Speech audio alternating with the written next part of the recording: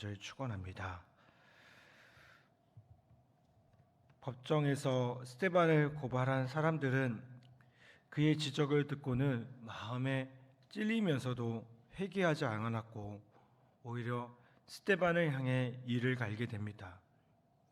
그들은 스데반에게 달려들어 돌을 던졌고 결국 스데반은 죽음을 맞이합니다. 여러분, 이렇게 그는 그리스도를 따르는 제자들 중 첫 번째 순교자가 되었습니다. 그러나 그의 죽음은 승리였습니다. 왜 이렇게 말할 수 있겠습니까? 스데반은 자신을 고발한 자들에 의해 순교를 당합니다. 비록 그의 육체는 죽음을 맞이했지만 그의 죽음은 승리였습니다. 왜냐하면 그는 죽는 순간까지 그리스도를 향한 믿음을 지켰기 때문입니다.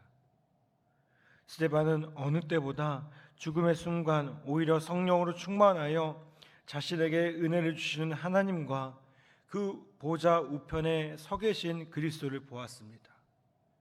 그리고 하나님이 주신 능력으로 죽음도 담대히 맞이했습니다. 아마도 스데반은 하나님과 그리스도가 살아계심을 보고 부활과 영생을 확신하며 죽음을 맞이했을 것입니다.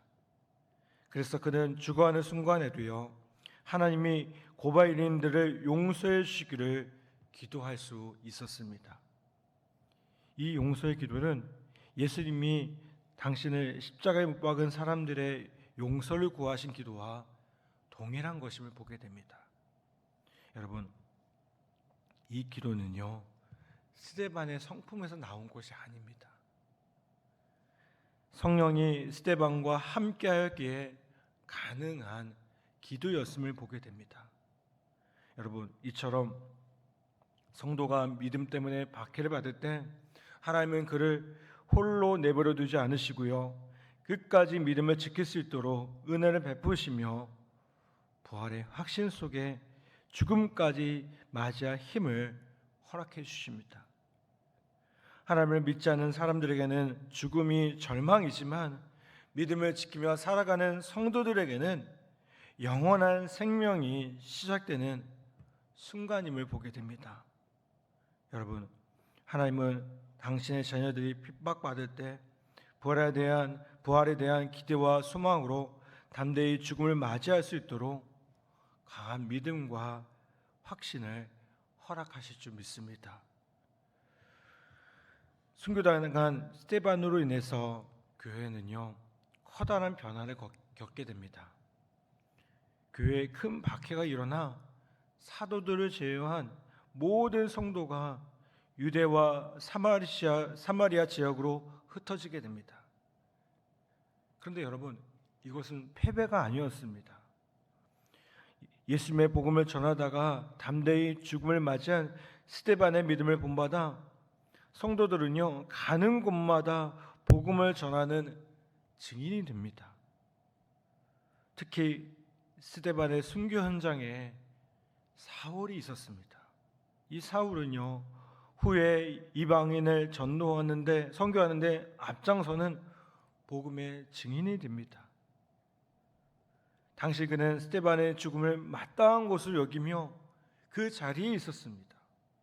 그랬던 그가 예수님을 만난 후에 복음의 증인이 되어서 죽음도 두려워하지 않는 선교사가 됩니다.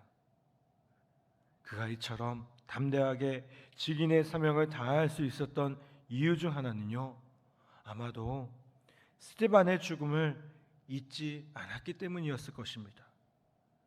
여러분, 이처럼 스데반은 육체로는 죽음을 맞이했지만 그의 믿음은 다른 사람들에게 계속해서 선한 영향력을 끼쳤습니다.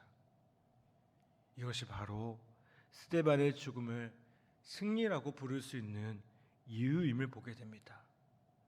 여러분, 복음이 전파되는 곳에는 수많은 순교자의 피가 뿌려져 있음을 보게 됩니다.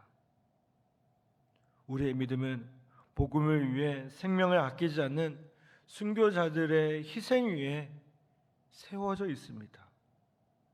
여러분, 우리는 그들의 믿음을 본받아 다음 세대를 그리스도께로 인도하는 하나의 미랄이 되어야 될 줄 믿습니다. 우리의 시간, 물질, 그리고 수고와 정성을 복음에 헌신함으로 삶의 현장에서 순교자의 삶과 정신을 오롯이 드러내는 그런 삶이 되어야 될 줄 믿습니다. 스데반은 복음을 전하다가 죽음을 맞이했지만 그의 죽음은요, 지금까지도 모든 성도들에게 믿음과 충성의 본이 되고 있음을 보게 됩니다. 스데반은 죽음으로써 성도의 사명이 세상에 그리스도를 드러내는 것임을 가르쳐 줍니다. 여러분, 스데반을 본받아서 이웃을 그리스도께로 인도하는 일에 헌신함으로 하나님께서 맡기신 그 전도의 사명을 끝까지 감당하는 우리 모두 되기를 간절히 바랍니다. 다시 한번 오늘도 이 스데반의 순교의 모습들을 본받아서 하나님의 영광을 위해 살아가는 우리 복된 성도들 다 되기를 주님의 이름으로 간절히 부탁을 드립니다. 이 시간 함께 기도하겠습니다.